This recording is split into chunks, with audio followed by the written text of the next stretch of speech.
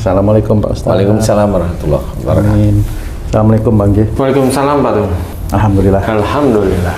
Mana sih caranya mengendalikan itu ya Pak Ustaz ya? Itu kok kayak sudah jadi kebiasaan. Iya. Ini yang habit, parah ya. kan ini Pak Ustaz nih. Makanya istilahnya orang itu belajar itu yang ngomonglah bener-bener. Jadi gini loh maksudnya. Pamannya kamu keluarga gini, ngomong yang bener di situ ada peraturan yang harus ditaati gitu. Kalau nggak ada ya maunya sendiri. Suatu ketika kamu pengen marah ya marah. Suatu ketika istrimu pengen marah marah. Suatu ketika kamu pengen nggak mau peduli begitu, istrimu nggak mau peduli begitu. Karena nggak ada peraturan di situ. Suatu ketika anakmu ya ada yang nggak mau diganggu gitu, sehingga kamu sendiri kan ya diem. Ya satu kan momen nggak bisa diganggu gitu. Lah kan akhirnya diem, akhirnya apa? Sosialisasi di dalam kehidupan nggak jalan. Nah di situ karena apa? Karena belum pernah ada hitam di atas putih di dalam keluarga kan gitu ya. Istilahnya itu kalau memang keluargamu itu mau menjadi keluarga yang sakinah mawaddah warahmah ya jangan semaumu sendiri, jangan semaunya sendiri. Jadi betul-betul diatur dengan agama kita. Umpamanya ada anakmu menyendiri aja terus ya diatur agar mau turun, mau ngobrol kan gitu. Paling tidak nongol di keluarga. Kemudian kalau disuruh itu benar-benar nggak asal aku lagi sibuk gitu, nggak seperti itu. Nggak boleh itu Pak. Nggak bisa seperti itu. Bukan berarti juga langsung jalan kalau memang lagi sibuk. Bilanglah umpamanya nanti kira-kira sekian menit. Itu belajar seperti itu juga belajar agar kita itu menghormati orang tua juga. Bukan orang tua disuruh menghormati anaknya gitu. Nah itu juga sama. Bagaimana kamu itu bisa hormat kepada anak-anak juga begitu. Jangan sampai kamu sangat sering ngomong banyak salah, akhirnya nyuruh anakmu hormat pada kamu ya nggak digugu, nggak digubres kamu begitu. Tepat. Nah, kamu kan banyak salah, udah emosi, momennya neken. Suatu ketika tenang, kemudian kamu nyuruh anakmu gantian anakmu ya begitu, pura-pura nggak tahu.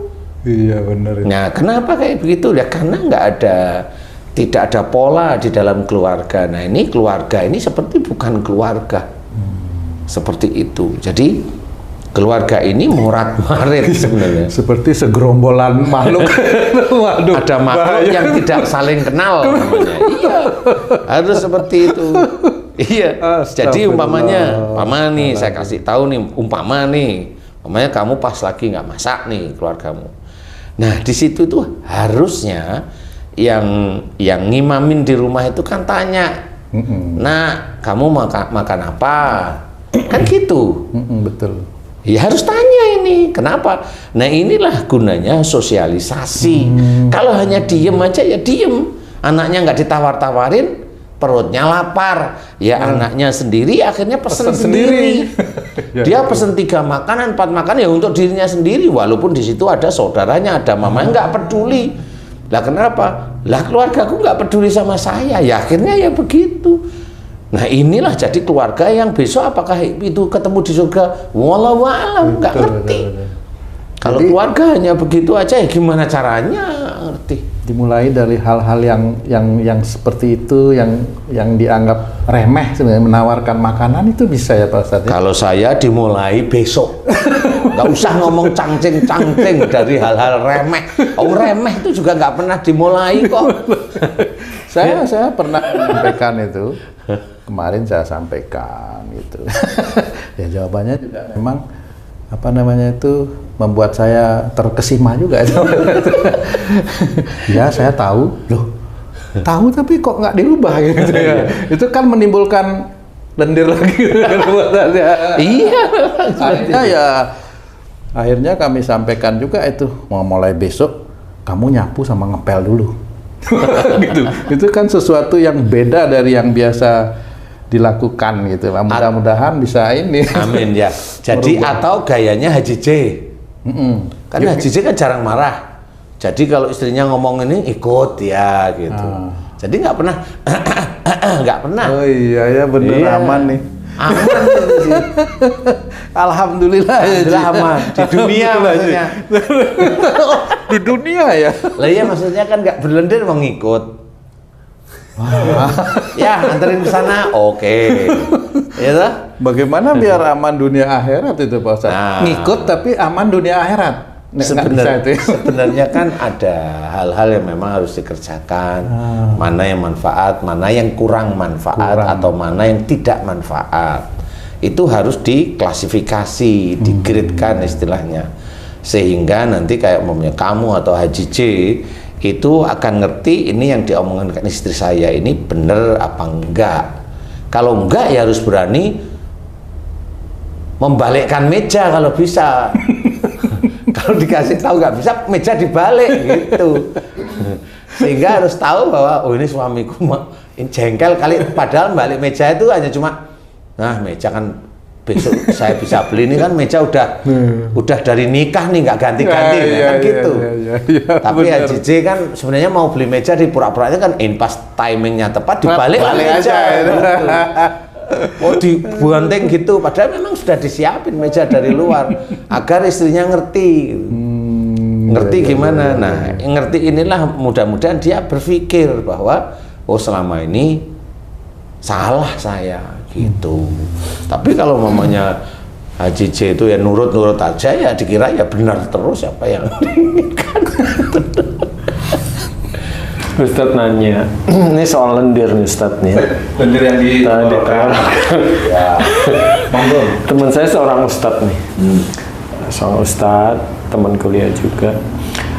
Dia sakit lendir tenggorokan plus mukanya bengkak Ustadz.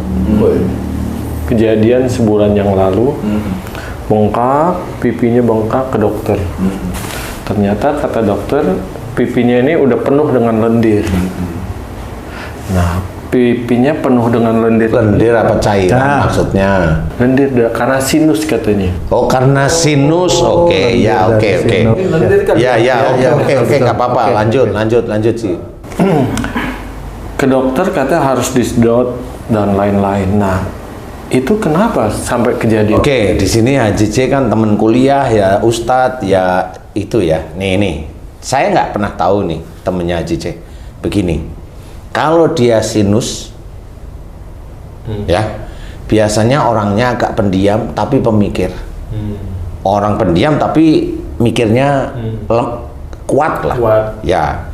Dan, nah ini kalau ada yang dipikirin dan menjadi persoalan dia, jarang dia ceritain. Jadi istilahnya kurang terbuka lah orang. Walau alam saya nggak ngerti nih.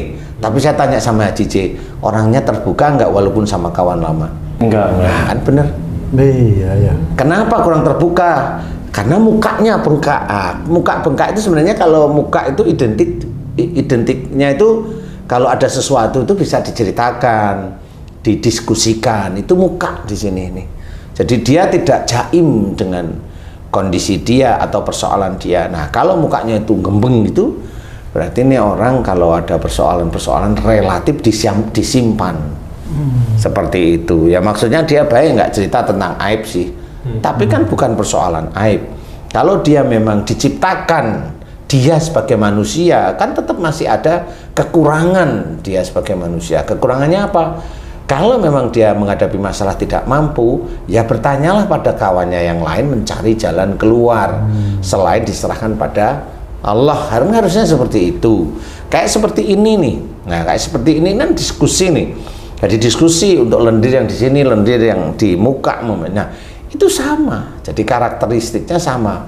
Kalau di sini dia biasanya bicaranya neken, emosi, marah, kaku, seperti itu. Kalau di sini di muka, nah dia tidak terbiasa menceritakan persoalannya itu untuk dicari jalan keluarnya. Jadi dia mencoba mencari jalan keluar sendiri. Tetapi namanya manusia kan banyak kekurangannya. Ya barangkali dia sebagai seorang ustadz, barangkali dia lebih tahu dan lebih dekat pada Allah Ta'ala, merasa ya. Tapi kalau udah mukanya bengkak ya, akhirnya sakit itu menghapus dosa, ya nggak bisa, akhirnya dia ke rumah sakit kan gitu ya. Kalau dia itu ke rumah sakit berarti dia nggak ingin dosanya diampuni, dihapus oleh Allah Ta'ala. Jadi harus berpikir positif, berpikir yang real sebenarnya. Jadi temennya Haji C insya Allah seperti itu, dia pemikir serius, dan kalau ada persoalan dia jarang sekali diskusi atau menceritakan. Nah, kalau memang Haji ingat, ya memang kayaknya dia seperti itu, nah, jangan diulangi. Nah, untung Haji C itu walaupun tidak banyak ngomong tapi mikirnya biasa-biasa aja. Aman ini Ji sebenarnya. Nggak punya pikiran. Nggak punya pikiran, kalau udah bosen Ji. Jadi nggak punya pikiran. Coba kalau nggak bosen itu kan mikir kan gitu. Jadi intinya insya Allah seperti itu. Jadi gimana caranya lendir di tenggorokan ini bisa dikeluarkan oleh Allah Ta'ala normal? Yaitu tadi, orang yang di sini berarti cara bicaranya itu ada emosional, ada marah, ada kaku itu penekanan, titik itu aja. Nanti orangnya insya Allah seperti itu kok. Cara bicara itu pasti menggebu dia. Nah itu ya sama. Mungkin masyarakat mengira itu secara umum radang tenggorokan gitu Ustaz, sehingga dibilang panas dalam.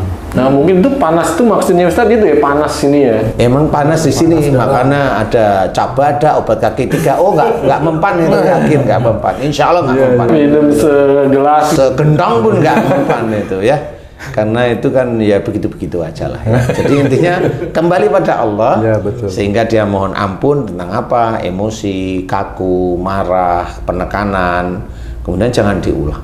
Ini nanti yang dulunya kayak ada mendosol di sini, itu berangsur-angsur akan hilang dan aman insya Allah. Nah, kan mohon ampun Ustaz, biasanya orang yang sakit itu pengen cepet-cepet sembuh Ustaz. Kalau dia pengen ampunnya cuma sehari 2 hari ternyata nggak sembuh, dia putus asa atau istilahnya cari jalan lain, gimana tuh Ustaz? Ya sebenarnya kalau cari jalannya berobat ke dokter masih boleh lah ya. Tapi ya kalau saya lawong melakukan dosa puluhan tahun kok mau sembuh dalam waktu seminggu, ini gimana sih? Kan nggak bisa. Jadi istilahnya itu dulu berangkat dari Jakarta ke Surabaya itu butuh waktu mamanya 12 jam umpama loh ya, 10 jam lah kasarannya. Butuh waktu 10 jam, pulangnya kok minta 1 menit, gimana sih? Ya, nggak ketemu sebenarnya. Nggak ada booster 1 menit ya? Nggak ada kayak gitu. Jadi turbun ada juga. Ya, orang itu yang dilihat oleh Allah Ta'ala itu adalah kesungguhan di dalam bertobat. Jadi kalau dia bertobat itu tidak istiqomah, maunya hanya pengen sembuh, yang dia nggak akan sampai. Dan itu sama Allah diketawain. Kamu hanya menyuruh aku untuk menyembuhkan gitu. Makanya istiqomah aja dalam bertobat seperti itu. Nanti sampai kok insya Allah. Nggak cuma masalah penyakit saat ini, bisa aja penyakit-penyakit yang lain itu malah dikurangi oleh Allah Ta'ala, malah disembunyikan, malah bisa digugurkan pelan-pelan oleh Allah Ta'ala. Karena apa?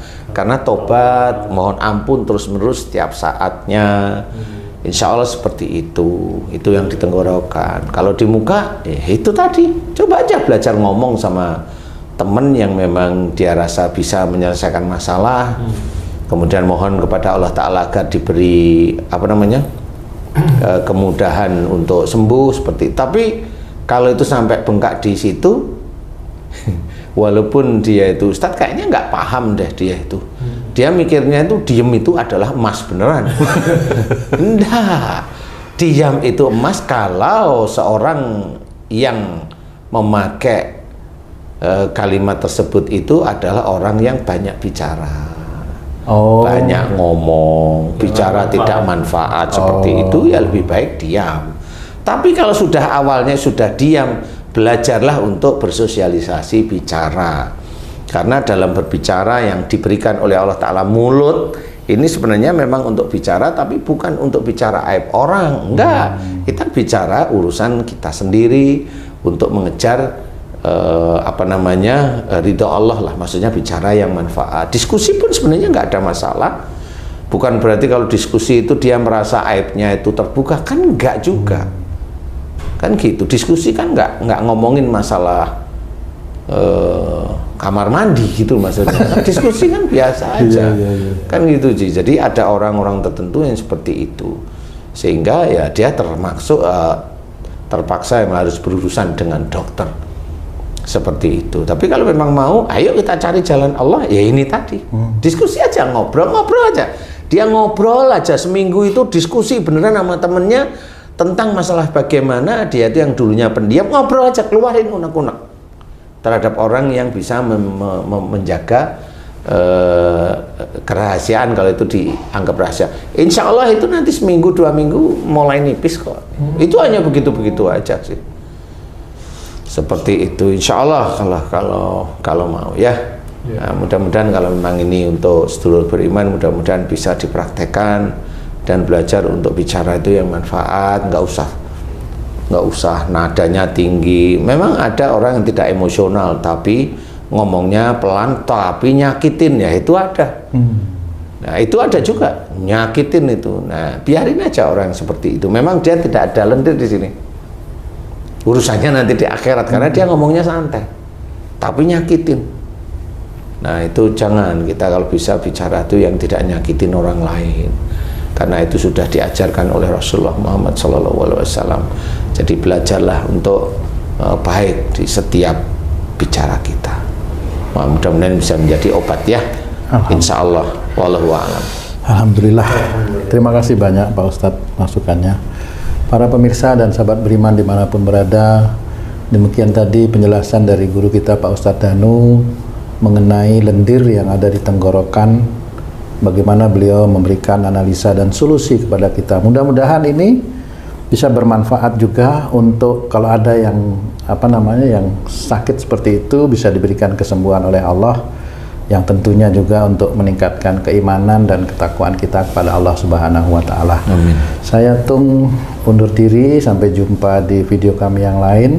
Jika ada perkataan kami yang salah dan kurang berkenan, kami mohon maaf. Wassalamualaikum warahmatullahi wabarakatuh. Waalaikumsalam warahmatullahi wabarakatuh. Alhamdulillah.